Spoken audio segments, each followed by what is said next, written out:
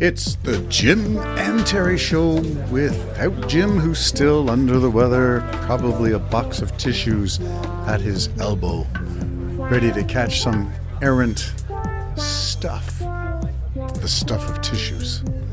All right, Jim, we do wish you well.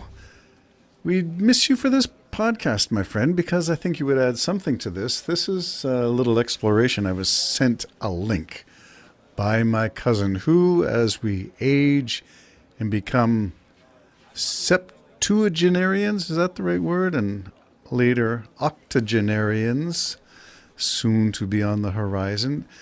What does it all mean when we have claims of faith? Faith, you know, the substance of things unseen, the hope for things to come. Hope, faith. And in opposition to that is the provable, the demonstrable, the scientific, the analytical. And all of this comes about as food for discussion because the American Psychological Association published an article by Kristen Weir. Published a few years ago, but it has something to say, I think. The title is, What Do You Believe? And I guess the implication is, why do you believe it? The subtitle, Psychological Scientists are exploring the causes and effects of atheism and finding that believers and non-believers may actually have more in common than they realize. What's all this based upon? How about starting with the Pew, P-E-W, Pew Research Center, finding that 4% of American adults identify as atheists. 5% identify as agnostic. That was done, two surveys in 2018 and 2019. Compared with just 2% atheists and 3% agnostics in 2009. So within 9 or 10 years, these numbers had doubled. Now, doubling sounds like a huge increase. Well, keep it in perspective. It's from 2 to 4 and 3 to 5. Not a big significance, but, you know, it is something to note. And that's why you do surveys and polls, is to find out the cusp of change, the just over the horizon events, the things that are about to make a significant impact. Anyway, I thought it was kind of interesting. But the fellow who conducted those surveys in 2005 and 2009 and 2019, Will Gervais, found out that he suggested that maybe the truer prevalence, because of his research, suggested that atheism may be as high as 26%. Well, that's a far cry from the 4%. So which is it? It's a big difference. Now we're talking about significant numbers of American population. So what is going on? Well, maybe we can investigate. And I think that investigation took shape in questions that were trying to be answered.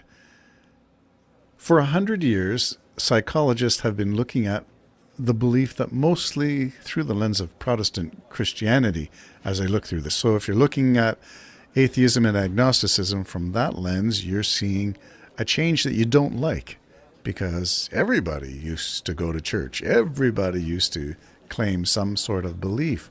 And now, not so much. So it was maybe with regret and maybe with a tinge of fear and an alarm bell.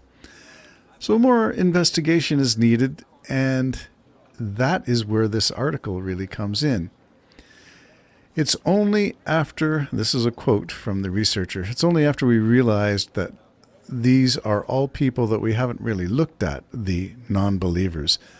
So to actually look at belief, we must take into account all the variety of things that atheists and agnostics might believe and put them in a basket to be looked at too. Well, here's where the research got interesting. Non-belief, it turns out, has many varieties. Technically, an atheist, someone who doesn't believe in God, Agnostic? Well, that's someone who doesn't believe that it's even possible to know for sure. Maybe the methodologies are questionable, the science equipment is not available, that we change things because of the technology that's available at the time. When the telescope got invented, a whole bunch of people started wondering, can we see God up there? I mean, the Roman mythology, Greek mythology, the sun being a chariot towed across the sky. Stars were diamonds that were sparkling in a black velvet felt. That was the sky, the night sky. Well, once the technology enables you to analyze all this stuff, so our belief system may be contingent upon technology available at the time.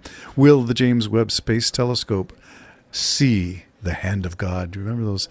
The hand, the star cloud. Remember, that's a perspective only available from our position. What would those hands and the pillars of creation look like from another position? Maybe the opposite end of the solar system, the galaxy, the Milky Way. So, yeah, okay, I get that. Interesting that when we think of atheists and agnostics, most people sort of don't like those terms. They would rather refer to, how about non-religious, or spiritual but not religious, or secular, humanist, free thinker. In the United States, for example, just 39% of people who said that they don't believe in God would describe themselves using the word atheist. But non-belief, non-religious. That's interesting. Back in 2012, Gervais, the professor of psychology conducting this research, was just one of several who published the results of the survey, suggesting that any association with atheism might need to be poked around further, because the stereotype was heathen, lack of morals, self-serving, selfish, that you're an atheist because you don't want to be held accountable, that may be too black and white and that we need to dig in. And he says, quote, "The current picture of psychology and atheism is a lot more nuanced." Okay, well, how nuanced is it? Well, without getting into too much detail, some experiments were conducted to determine whether belief or non-belief is a function of where you live. So different cultures had to be explored, with questions being raised in the United Kingdom, for example, Spain, the United States. So taking a look at, does it change when you ask the same questions elsewhere? And then there was the change in how this experiment was conducted, because they used something called neurostimulation to enhance participants' cognitive inhibition, or their ability to stop intuitive thoughts or impulsive behaviors. It was the belief that that was associated with intuitive thinking, and intuitive thinking puts you in the more religious camp or spiritual camp. You intuit these things. You intuit that this is right or wrong, or that this person is good or that's bad.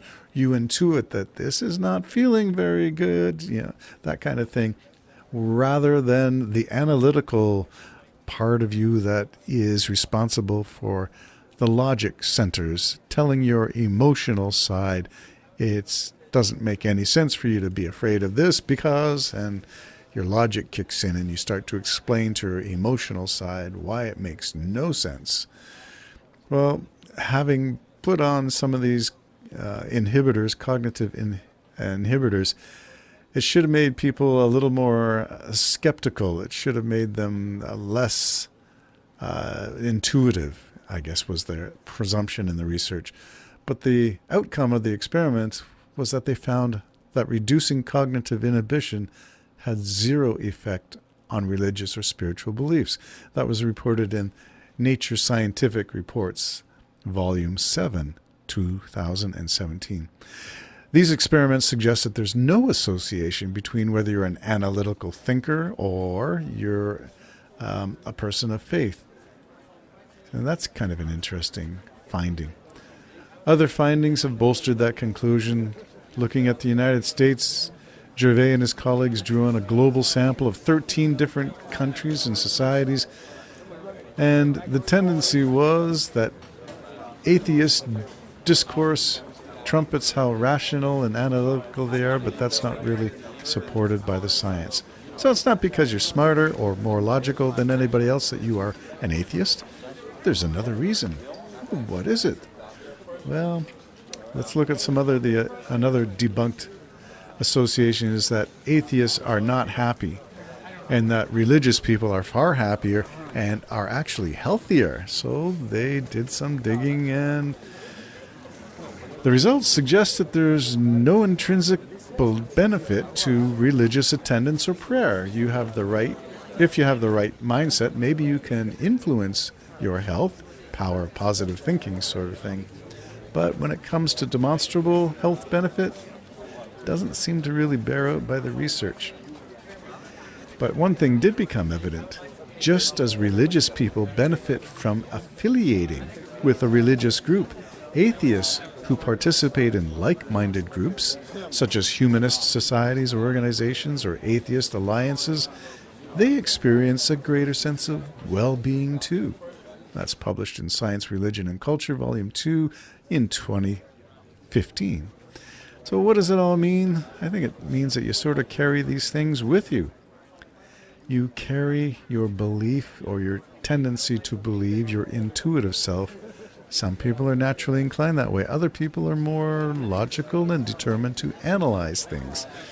That tends to be what it all amounts to.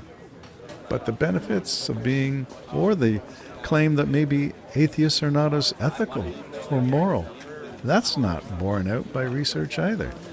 So all the big benefits of being religious, religion as good for you, like an apple a day, maybe not borne out by the current research, at least according to the information published in American Psychological Association, What Do You Believe? From 2020.